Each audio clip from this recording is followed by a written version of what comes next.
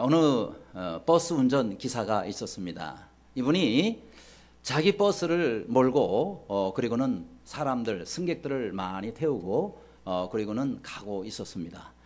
그런데 경사가 지고 그리고 좁은 커브길을 돌면서 문제가 생겼습니다. 바로 앞에 한 아이가 버스 앞으로 뛰어들어오는 겁니다. 순간 지금 이 버스 기사는 그 짧은 순간에 정말 선택을 해야 했습니다. 아이를 살리자니 승객들이 죽겠고 승객들을 살리자니 아이가 죽겠고 이걸 어떻게 해야 될 것인가. 순간 이 운전기사는 선택을 했습니다.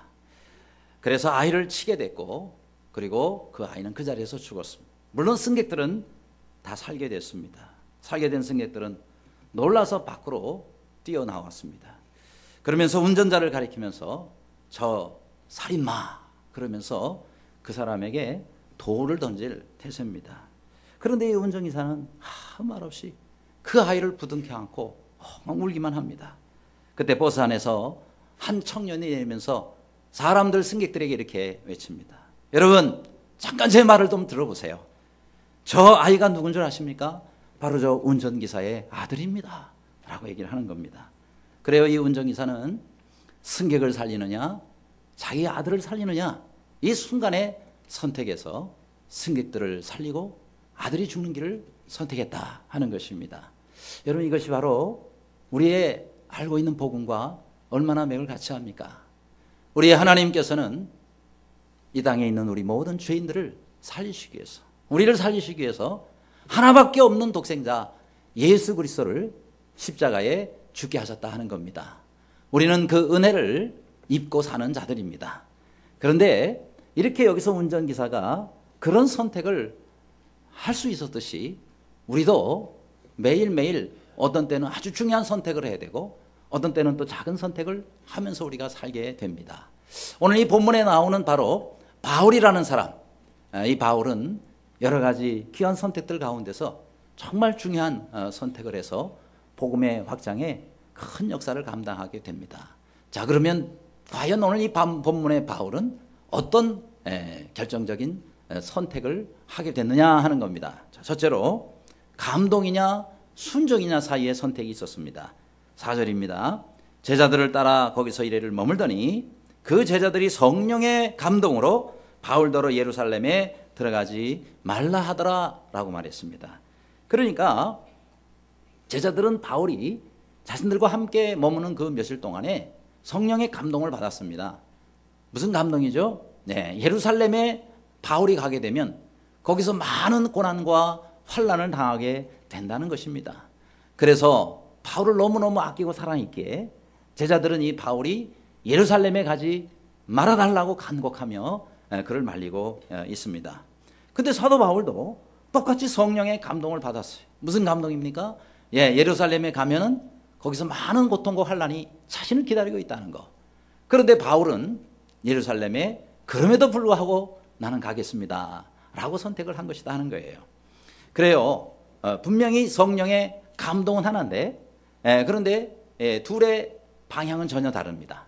제자들은 가지 마세요, 바울은 가겠습니다 하는 겁니다. 자, 이 상태에서 바울은 기꺼이 가기를 선택한 것이다 하는 겁니다. 물론 제자들이 잘못된 것은 아닙니다. 왜요? 바울을 너무 아끼고 사랑하니까 자신이 존경하고 또 교회 지도자인 바울이 이렇게 해서 죽게 되면 안 되지 않느냐. 그래서 그것을 말린 것이죠. 그런데 그런 감동에 이 사도 바울은 그럼에도 불구하고 나는 가겠습니다. 왜냐하면 저 예루살렘에 이 복음을 들어야 할 사람들, 이 복음을 들어야 할 유대인들이 아직도 많기 때문에 그래서 저는 이런 어려움에도 가야 합니다라고 그는 선택을 한 것입니다. 하나님의 감동에 그는 기꺼이 고난 가운데서도 순종을 선택했다 하는 겁니다. 그래요, 하나님께서 우리에게 어떤 감동을 주실 때는 그 감동의 목적과 하나님의 의도를 잘 알아야 됩니다. 하나님 왜 이런 감동을 내게 주셨는가. 그래서 그 감동에 우리가 힘들더라도 기꺼이 순종할 수 있는 여러분들이 되시기를 간절히 바랍니다. 바울은 그런 순종을 했어요. 예수님도 그러지 않습니까? 예수님도 자신이 십자가에 달려 죽는 고통을 이미 알았습니다. 미리 우리 주님은 알고 계셨어요. 그럼에도 불구하고 사람들을 살리기 위해서, 그래서 주님은 십자가에 그 죽음을 기꺼이 선택하시고 또 하나님의 뜻에 순종하지 않았습니까? 그런 순종이 있기를 바랍니다. 여러분, 순종은 생명이라고 합니다. 리처드 블랙컵이라는 목사님이 한 분이 계세요. 이분이 책을 한 권 쓰셨는데 책 제목이 하나님의 음성에 응답하는 삶, 이런 제목의 책입니다. 자, 이분이 이제 목회를 시작하면서 대개 목회를 하면 목회자들은 여러 가지 이제 경조사를 진행을 합니다. 그런데 첫 번째 장례식을 하게 됐는데 그 장례식이 불행히도 어떤 어린 아이의 장례식이었습니다. 얼마나 큰 슬픔이 있었을까요? 근데 그 아이의 그러니까 아이의 부모님이 젊은 부부였는데 그 젊은 부부의 그야말로 첫 번째 자녀요. 또 할아버지 할머니의 그 가정의 첫 번째 또 손주였대요. 이 목사님이 그 장례식이 있기 좀 전에 그 가정을 신방한 일이 있었답니다. 근데 신방에서 보니까 그 아이가 너무 예쁘고 참 귀여운데 그 아이가 부모 말을 너무 안 듣더래요. 대놓고 무시한답니다. 오라 그러면 가고 앉으라 그러면 서고, 도대체가 아이가 말을 안 듣대. 근데 이 부모는 이 아이가 그렇게 말을 안 들을 때 나무라고 가르쳐야 되는데 그저 예쁘다고 하기만 하고 그냥 방치를 해두더라 하는 겁니다. 하루는 그 집 앞마당 문이 열려 있었답니다. 그래서 그 앞마당 문으로 이 아이가 뛰어가는 거예요. 근데 그 앞마당 문에 양쪽에 차가 되어져 있었답니다. 승용차가. 그 이 아이가 그 차 사이로 가는 거예요. 그 앞에는 길이고, 큰 길이고. 근데 이 아이는 작기 때문에 옆에 이 차가 가려져 있어가지고 그 앞에 길의 상황을 모르게 되죠. 그런데 이 부모는 키가 크니까 당연히 보게 됩니다. 그 차 저쪽으로 차 한 대가 쏜살같이 달려오고 있는 것을 보게 됩니다. 이 아이가 그대로 나가게 되면 어떻게 되겠어요? 매우 위험하죠. 그래서 소리를 지릅니다. 얘야, 안 돼! 돌아와! 라고 얘기를 합니다. 그런데 이 아이는요, 가다가 말고 잠시 서서 뒤를 쳐다보면서 엄마 아빠를 향해서 한 번씩 웃더니 그러고는 쏜살같이 반대 방향으로 돌아가는 겁니다. 왜요? 평상시에 이 아이가 엄마가 오라 그럴 때 안 오고 반대로 갔던 아이거든요. 결국 어떻게 됐을까요? 그 쏜살같이 달려오는 차에 의해서 이 아이가 치여서 현장에서 죽게 된 것입니다. 그야말로 이 젊은 부부는 아이를 그렇게 잃고 그야말로 창자가 끊어질 듯한 그런 고통과 슬픔 속에서 장례식 때 울부짖었습니다. 뭘까요? 바로 이 한 아이가 부모의 말을 평상시에 순종하지 않았기 때문에, 순종하는 훈련이 안 돼 있었기 때문에 그런 불행을 당해야 된 것이다 하는 겁니다. 그래서 이 목사님이 이 사건을 계기로 해서 큰 교훈을 하나 얻었다는 거예요. 무슨 교훈이냐면 하나님의 백성이 하나님의 말씀을 순종하지 않고 그렇게 행동을 하게 될 때 이렇게 큰 비극을 당할 수 있다는 사실입니다. 그러므로 하나님의 말씀이라면 반드시 순종하도록 성도들을 가르쳐야 되겠다. 그렇게 목사님은 철저하게 깨닫게 되었다라고 책에서는 기록하고 있습니다. 그래요, 하나님의 음성을 여러분이 듣거든, 하나님의 말씀을 듣거든 그 말씀에 온전히 순종하시는 여러분들이 되시기를 간절히 바랍니다. 한번 따라 하시기 바랍니다. 순종해야 삽니다. 순종은 우리의 생명이라고 그랬습니다. 두 번째로 바울에게 어떤 선택이 또 있었는가요? 강행이냐 휴식이냐 하는 겁니다. 5절에 말씀합니다. 이 여러 날을 지낸 후 우리가 떠나갈세라고 말씀했어요. 또 10절에도 여러 날 머물러 있더니 라고 말씀하고 있습니다. 자, 오늘 이 본문에 보면 사도 바울은 이렇게 여러 번에 걸쳐서 또 여러 날들을 쉬면서 예루살렘으로 가는 것을 준비하고 있습니다. 자, 물론 우리가 이 본문을 전체를 읽은 사람들은 알겠지만은 사도 바울이 사실은 지금 예루살렘으로 빨리 가기 위해서 서둘고 있었습니다. 그래서 3년 동안이나 눈물과 땀으로 목회했던 그 에베소에도 들르지를 못하고 그리고 서둘러서 예루살렘으로 가는 중에 있었다는 거예요. 그럼에도 불구하고 사도 바울은 왜 이런 중간중간의 지역에 들러서 여러 날을 머물면서 그렇게 시간을 보내고 있느냐 하는 겁니다. 사도 바울이 예루살렘에 가서 고난당할 걸 생각하니까 두려워서 안 가려고 자꾸 늦추는 겁니까? 아니면은 자꾸 무슨 다른 일 때문에 미루고 있는 겁니까? 아닙니다. 사도 바울이 이렇게 예루살렘으로 가는 길에서 여러 날씩 이렇게 머물게 된 것은 사도 바울에게 다른 계획이 또 있기 때문에 그렇습니다. 무슨 계획이냐면 여러분이 사도 바울은 예루살렘으로 가서 사역하는 것만이 그의 목적이 아니었어요. 예루살렘으로 가서 거기서 복음을 전할 뿐만 아니라 또 이 사도 바울은 로마가 목표였습니다. 로마에 가서 내가 꼭 하나님의 이 복음을 전하고 증거하리라 라고 그렇게 오래전부터 계획을 세우고 있었기 때문에 그 계획을 위해서 사도 바울은 지금 쉬면서 준비하면서 그리고 재충전을 하는 시간을 가졌다 하는 것입니다.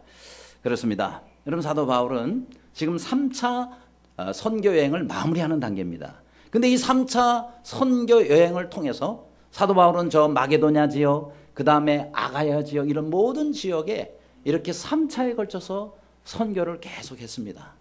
그런데 사도 바울이 이제 남은 한 곳이 있었어요. 그것은 뭐냐면 이 로마 대제국의 심장부라고 할 수 있는 로마에 거기서 복음을 전하고자 하는 계획이었다 하는 겁니다.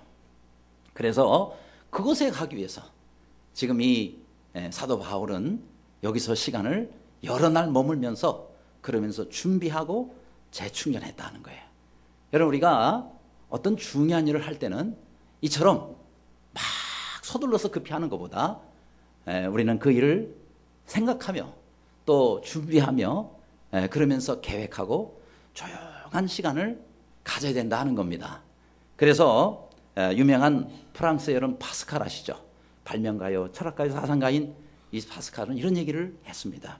사람이 잘못되는 것은 조용한 시간을 갖지 않기 때문이다 라고 말을 합니다. 그러니까 여러분 우리는 하나님 앞에서 늘 이렇게 어떤 중요한 일을 하기 전에는 조용한 시간을 갖는 것이 필요합니다. 과연 하나님께서 내게 어떤 것을 하기를 원하시는가? 내가 어떻게 할 때 하나님께서 이 일을 기뻐하시는가? 또 내가 어떤 준비를 해야 되는가? 이런 것들을 곰곰이 생각하며 기도하며 준비하는 시간이 필요하다 하는 겁니다. 여러분 아무리 유능한 사람이라 할지라도 이렇게 조용히 깊이 기도하고 준비하는 시간을 갖지 아니하면 실수할 수가 있다 하는 거예요. 또 사람은 누구나 재충전하는 시간이 필요합니다. 재충전하는 시간. 여러분 휴대폰도요 쓰기만 하면 되는 게 아니잖아요. 항상 하루를 쓰고 난 다음에는 이렇게 충전을 시켜야 되는 겁니다. 그래서 그 다음날 또 하루 종일 쓸 수 있는 거죠. 그러니까 우리가 어떤 일을 할 때 그리고 매일매일 여러분이 시작할 때 하나님 앞에서 여러분을 돌아볼 수 있기를 바랍니다. 하나님 앞에서 기도하는 시간을 갖기를 바랍니다. 주님 앞에서 재충전하는 시간을 가질 수 있기를 바랍니다. 여러분 주일날은 일주일의 끝날이 아니에요. 첫날입니다. 그럼 왜 첫날 우리가 이렇게 쉬면서 공일이 먼저고 그 다음 월요일부터 일을 하느냐? 그것은 하나님께서 우리에게 일주일을 시작하면서 하나님의 말씀을 듣고 하나님의 지시를 받게 또 하나님의 은혜를 받고 우리가 재충전해서 일주일 동안 힘있게 주어진 일을 감당하라고 우리에게 먼저 재충전하는 시간을 주시는 것이 바로 일주일 중에 첫날인 주일이다 하는 거예요. 그래서 오늘도 재충전이 되시기를 바랍니다. 오늘도 많은 은혜를 받으시기를 바랍니다. 오늘도 하나님의 인도함과 지시함을 받아서 일주일을 승리할 수 있기를 바랍니다. 여러분 사도 요한의 제자 가운데 아주 유명한 제자가 한 사람이 있어요. 바로 폴리갑이라는 제자입니다.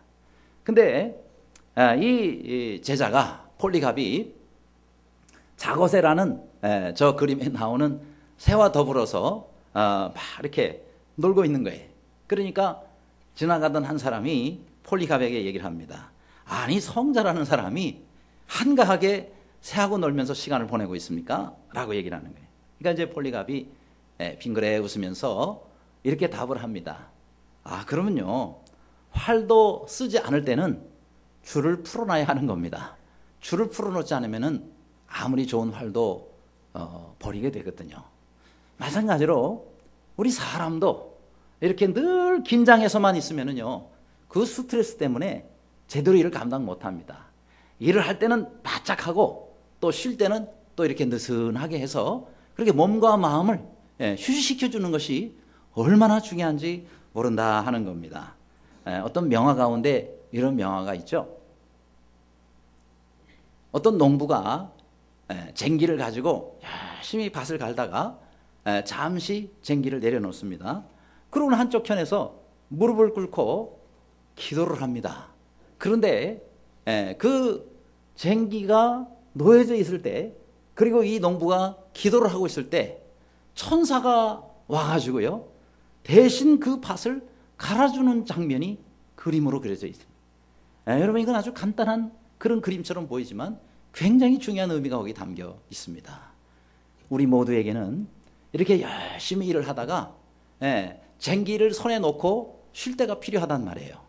그렇게 우리가 쉬는 것뿐만 아니라 그 사람이 주님 앞에 그 쉬면서 기도할 때 우리 하나님께서는 천사를 보내주신다는 겁니다. 그래서 내가 하고 있지 않아도 우리 하나님께서 그 일이 이루어지도록 하나님이 만들어주신다는 사실입니다. 그러니까 우리가 너무 바빠가지고 정신없이 눈꽃 뜰 새 없이 손에 쟁기만 잡고 있으면 안 된다는 거예요. 우리가 항상 손에서 쟁기를 내려놓고 나 자신을 돌아볼 시간도 가져야 돼요. 그리고 우리가 또 하나님께서 내가 어떻게 하길 원하시는가, 그 음성도 좀 들어야 됩니다. 그리고 쉬고 또 주님의 인도를 구하는 바로 그런 시간이 우리 모두에게는 필요합니다. 아무리 바쁘더라도 잠시 여러분의 쟁기를 손에서 내려놓는 시간을 꼭 가지시기를 바랍니다. 그래야 하나님께서 여러분들의 일을 함께 해주시지 않겠습니까? 그래야 하나님의 역사가 이루어지지 않겠습니까? 나만 잘한다고 되는 게 아니에요. 내가 열심히 하는 게 좋겠어요? 하나님이 해주시는 게 낫겠어요? 비교가 안 됩니다. 하나님께 맡기시고, 그리고 하나님의 인도를 늘 구할 수 있는 저와 여러분이 되시기를 간절히 바랍니다. 여러분, 쉼테크라는 말이 있습니다. 여러분, 랍비가 창세기에 대한 주석을 쓰면서 창세기 랍바라는 책을 썼어요. 근데 그 책에 이런 얘기를 하고 있습니다. 하나님께서 일주일 6일 동안 이 천지 우주 만물을 지으셨는데 6일째는 안식하셨다, 쉬셨다라고 나오죠. 그런데 7일째에 만드신 것이 있다는 거예요. 그게 뭘 만드셨느냐? 우리에게 쉼과 안식과 평안을 만들어 주셨다는 거예요. 그러니까 우리가 안식하며 주 안에서 쉬고 있을 때 하나님께서는 우리에게 새로운 힘과 재충전과 평안과 은혜를 주신다는 겁니다. 그러므로 항상 하나님께서 안식하라 하실 때 안식하는 그런 우리 모두가 되시기를 바랍니다. 그래서 이런 말이 있잖아요. 재테크보다 중요한 것은 시테크고, 시간테크고, 시테크보다 더 중요한 것은 쉼테크다.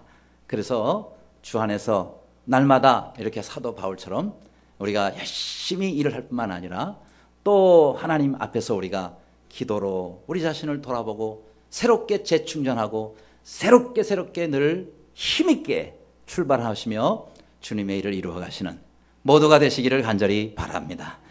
세 번째로, 여러분이 바울에게는 또 어떤 선택이 있었습니까? 자유냐 결박이냐 하는 선택이었습니다. 11절에 우리에게 와서 바울의 띠를 가져다가 자기의 수족을 잡아매고 말하기를 성령이 말씀하시되 예루살렘에서 유대인들이 이같이 이 띠임자를 결박하여 이방인의 손에 넘겨주리라 하거늘, 이렇게 말씀하고 있습니다. 자, 오늘 이 본문 10절과 11절에 보면은 아가보라는 한 선지자가 나옵니다. 근데 이 사람이 저 예루살렘으로부터 가이사랴로 와가지고 거기에서 사도 바울이 앞으로 어떻게 될 것을 예언을 해요. 근데 그 예언을 할 때 말로만 예언을 하는 것이 아니라 사도 바울의 이 허리에 띠는 그 띠를 가져다가 그러면서 자기 손을 묶고 몸을 묶어 가지고 이런 식으로 묶여서 환난을 당하게 될 것이다 라고 예언을 합니다. 직접 행동으로 보여주면서 그렇게 예언을 하게 됐거든요. 이것이 그대로 나중에 이루어집니다마는 바울은요 그런 것을 알면서도 왜 그 예루살렘으로 갔느냐 하는 겁니다. 다른 게 아니에요. 바로 자기의 동족들 유대인들을 구원하기 위해서입니다. 너무 이것이 고통스럽고 피하고 싶은 그런 일이지만 사도 바울은 자기의 동족들이 우리 주님 앞으로 돌아오고 주님을 통해서 구원을 얻어야 되기 때문에 그래서 사도 바울은 이런 고통이 있음에도 불구하고 그리로 들어간 겁니다. 생명을 걸고 들어간 겁니다. 그런데 그들은 오히려 사도 바울의 이런 행동에 오히려 그를 죽이려고 모의하고 그를 죽이려고 나중에 고통을 가하죠. 또 모세도 그랬지 않았습니까? 모세도 자신의 동족들을 살리기 위해서 생명을 겁니다. 그런데 동족들은 늘 이 모세를 반역하고 돌로 치려고 하고 죽이려고 했단 말이죠. 예수님도 그랬어요. 예수님도 생명을 주시기 위해서 오셨지만 많은 사람들이 예수님을 붙잡아다가 십자가에 달아 죽게 했다 하는 겁니다. 여러분 우리가 이처럼 주님을 믿는 사람들은 이런 비슷한 어려움을 당할 수가 있습니다. 주님을 전하고 주님의 사랑을 나누기 위해서 가다가 어려움 당할 수가 있습니다. 그럴 때 우리가 주님을 생각하고 바울을 생각하고 힘을 얻었으면 좋겠습니다. 주님께서 우리에게 명하실 때 기꺼이 갈 수 있는 마음.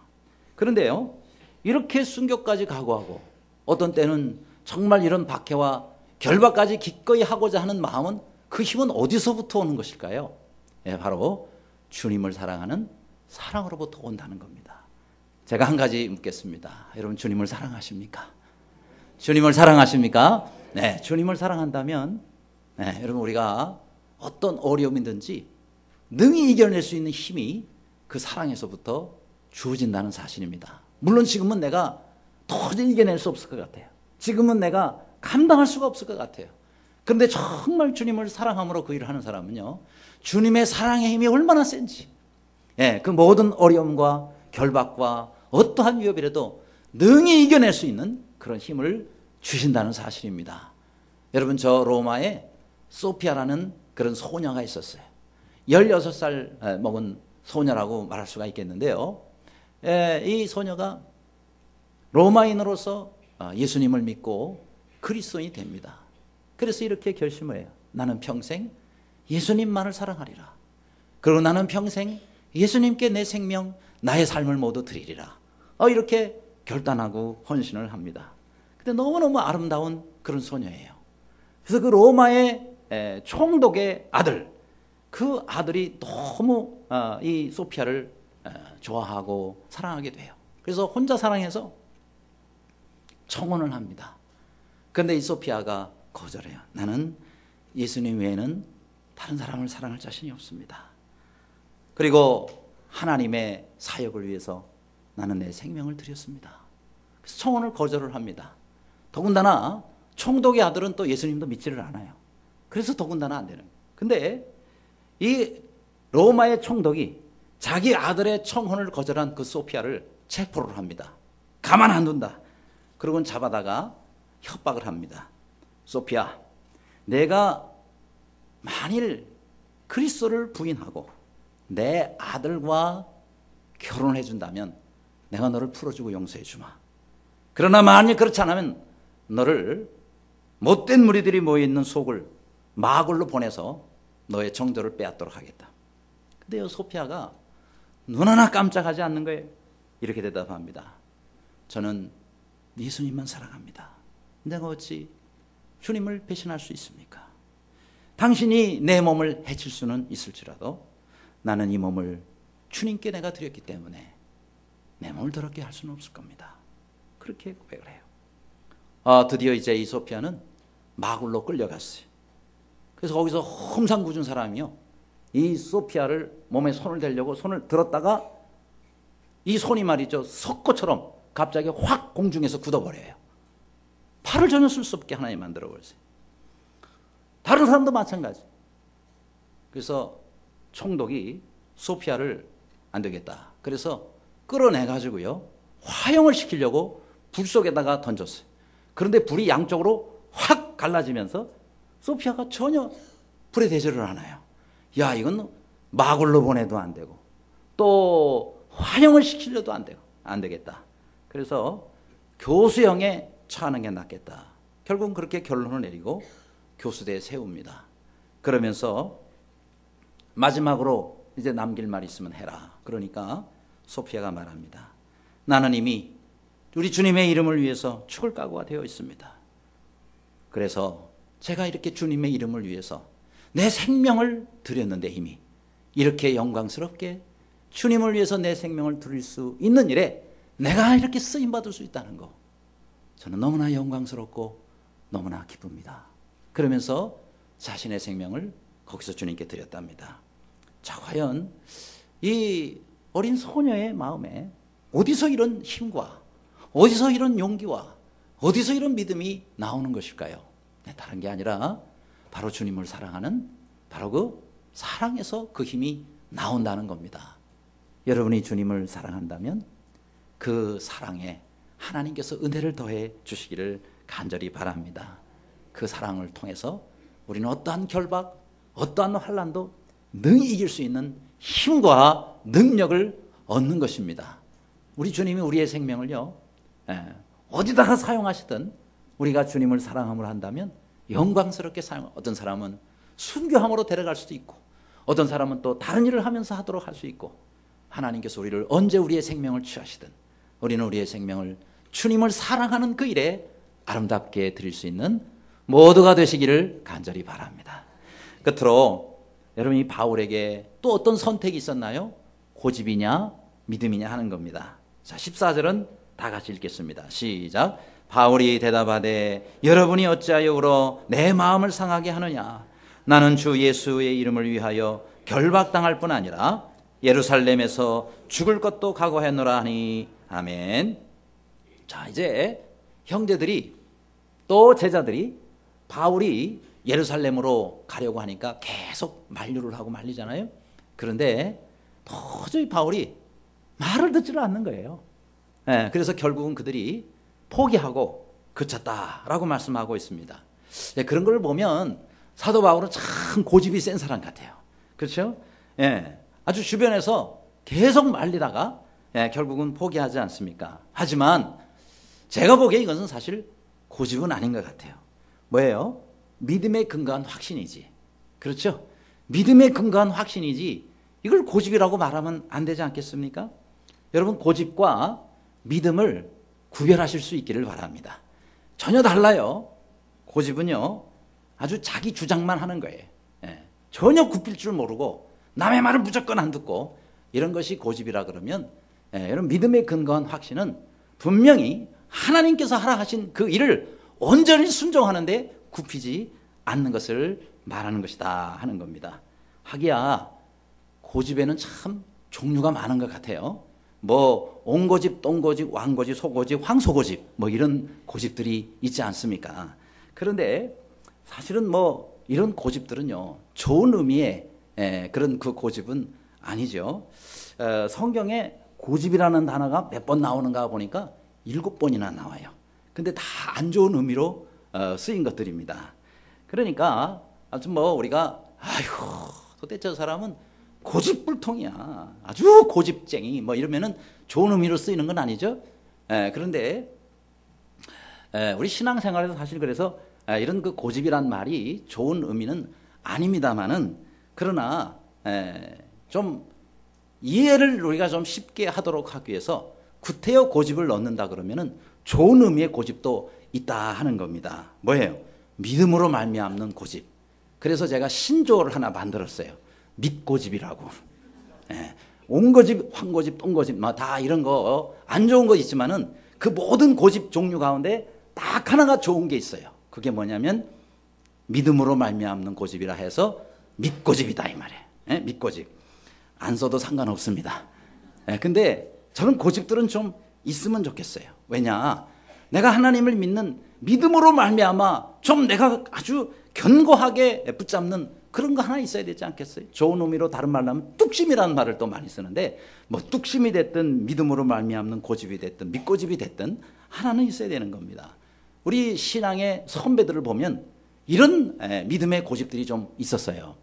대표적으로 노아 같은 사람, 120년 동안이나 산에다가 배를 짓잖아요. 얼마나 많은 사람들이 와가지고 미쳤냐, 손가락질하고 도대체 정신이 있느냐, 아마 그랬을 거예요.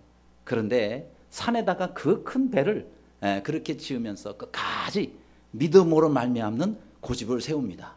그래서 새로운 인류를 이 노아가 새롭게 시작할 수 있었던 거 아니겠습니까? 아브라함은요, 자기 고향 땅을 떠났지만은 그러나 하나님께서 주신 그 가나안 땅을 믿음의 하나님의 땅으로 고집을 하고 다시 고향으로 돌아가지 않는 그런 고집이 있었습니다. 이삭은요, 계속해서 원수가 아무리 찾아와가지고 우물을 다 메워도 가는 데마다 새롭게 또 우물 파고 또 우물 파는 그런 고집이 또 있었습니다.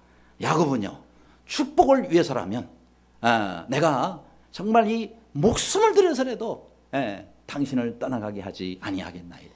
환도뼈가 부러지는 그런 상황 가운데서도 나를 축복하시지 않으면 보낼 수 없습니다. 얼마나 고집이 세요. 그래서 하나님이 네 이름을 이제부터는 이스라엘이라 하리라. 그래서 축복의 이름까지 얻었지 않았습니까? 그죠? 다니엘은 사자굴에 들어갈 것을 알고 있으면서도, 그죠? 왕의 어명이 어인에 찍힌 것을 알고도 그는 기도하는 시간, 기도하는 장소, 기도하는 방법을 바꾸지 않고 믿음의 고집대로 기도의 삶을 살았다 하는 거예요. 그러기에 이방 땅에서 하나님이 얼마나 그를 높이고 존귀하게 사용해 주셨느냐는 겁니다. 바울도요, 복음을 위해서라면 이렇게 결방을 당하고 죽기까지 그는 또 끝까지 포기하지 않고 가고자 하는 믿음으로 말미암는 고집이 있었다 하는 겁니다.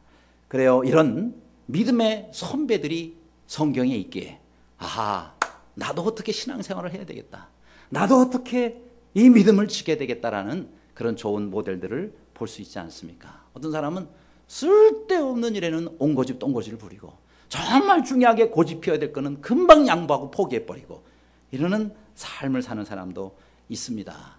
그런 분은 우리 룻이라는 여인을 통해서 하나 좀 배웠으면 좋겠어요. 그죠? 여러분, 나오미의 둘째 며느리 룻이 있지 않습니까? 이 룻도 보통 고집센 여인이 아니에요. 그런데 시어머니가 이래 얘기를 하지 않습니까? 네 동서는 그 백성들과 함께 그 신들에게로 돌아갔는데 너도 동서를 따라 네 고향으로 돌아가라 라고 시어머니가 가라 그럽니다. 그때에 룻 시어머니에게 뭐라고 말합니까? 내게 어머니를 떠나며 어머니를 떠나 돌아가라고 강권하지 마옵소서. 어머니께서 가시는 곳에 나도 가고 어머니께서 머무시는 곳에 나도 머물겠나이다. 어머니의 백성이 나의 백성이 되고 어머니의 하나님이 나의 하나님이 되시리니 어머니께서 죽으시는 곳에 죽어 나도 거기 묻힐 것이라. 만일 내가 죽는 일 외에 어머니를 떠나면 어머니께서 내게 벌을 내리시고 더 내리시기를, 여호와께서 내게 더 벌을 내리시기를 원하나이다 하는지라라고 성경은 말씀하고 있습니다. 그랬더니 나오미가, 그 시어머니가 뭐라 그럽니까? 룻이 자기와 함께 가기로 굳게 결심함을 보고 그에게 말하기를 그치니라 이렇게 말씀했습니다. 이 룻이라는 여인도 바로 하나님의 백성과 더불어서 거기서 함께 고난을 받고 함께 거기서 살기를 굳게 결심하지 않았습니까? 누구도 꺾을 수가 없었단 말이죠. 하나님께서 이 여인을 너무너무 귀히 여기신 거예요. 물론 편하기로 하자면 자기 고향으로 돌아가서 남편이 있어요, 누가 있어요, 소망이 있어요. 그런데 이 룻이라는 여인은 자신이 시집가기 전에는 하나님을 몰랐지만 시집 와서 보니까 정말 하나님을 믿는 이 귀한 사람들과 함께 하고 싶다. 그러면서 남편이 죽고 자식도 없고 모든 것이 없지만은 이렇게 믿음의 선택을 하고 끝까지 그것을 고집했던 이 룻이라는 여인에게 하나님께서는 메시아의 조상, 또 다윗의 그와 같은 할머니로 이 여인을 만들어 주셨다 하는 겁니다. 어떤 목사님은 그래서 이 믿음으로 말미암는 고집을 이렇게 말하더라고요. 거룩한 고집이다. 그렇게 말을 합니다. 여러분에게도 거룩한 고집이 좀 있기를 바랍니다. 원래 고집이 센 사람 말고 믿음으로 말미암는 거룩한 고집, 이런 거 하나씩 좀 있었으면 좋겠습니다. 아니, 돈 벌기 위한 그 회사나 기업도 말이죠. 우리 회사가 이런 원칙을 가지고 고집대로 이렇게 물건을 만들이라 해가지고 그렇게 해서 정말 잘된 기업들이 많이 있다 그래요. 그래서 책이 한 권이 얼마 전에 나왔는데, 나는 고집한다, 고로 존재한다. 책 제목이에요. 그게 뭐냐면 기업들이 정말 사회 고객들을 위한 그런 좋은 제품을 만들기 위해서 아주 고집스럽게 원칙을 고수해 가면서 그렇게 해서 한 결과 오늘날 많은 사람들에게 존경받는 기업이 되었다 하는 그런 내용들이 전부 나오고 있습니다.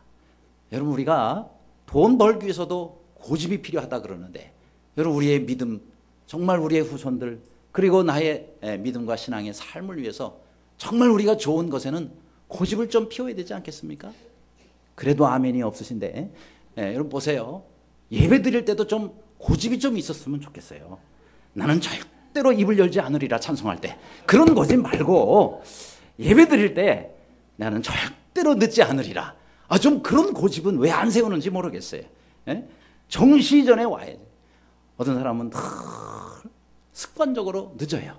늦으면서 뭐 내가 안 와도 예배는 정시에 시작을 하고, 그리고 내가 안 와도 목사님은 항상 그 자리에서 설교를 하시는데 뭐 내가 뭐 꼭 그렇게 일찍 가서부터 해야 될 일이 뭐가 있어?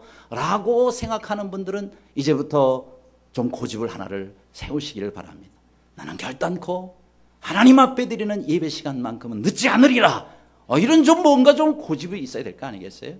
헌금을 드릴 때도 정말 귀한 믿음의 선배들을 보면 내가 하나님 앞에는 참 이런 정성으로 내가 미리 준비해서 헌금하리라. 하나님이 다 보세요. 저는 몰라요. 저는 여러분이 어떤 고집을 하는지 다 몰라요. 그러나 우리 하나님은 다 아신단 말이죠. 하나님 앞에 그런 좀 은혜로운 고집들을 좀 세울 수 있으면 좋겠습니다. 말씀 고집도 좀 있으면 좋겠어요. 내가 성경을 읽기 전에는 결단코 아침밥을 먹지 아니하리라. 어떤 분은 안 그래도 난 아침밥 안 먹는데요. 그런 분에게는 할 수 없겠지만은 이렇게 좀 그런 고집이 좀 필요하잖아요. 내가 기도하기 전에는 결단코 회사를 나가지 않으리라.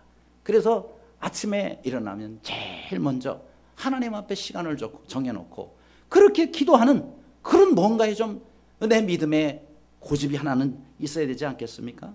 전도도 그렇죠. 내가 일주일에 1시간은 내가 꼭 전도하리라. 이런 그 고집을 세운다든지, 아니면은 뭐 사랑을 베푸는 고집도 있겠네요.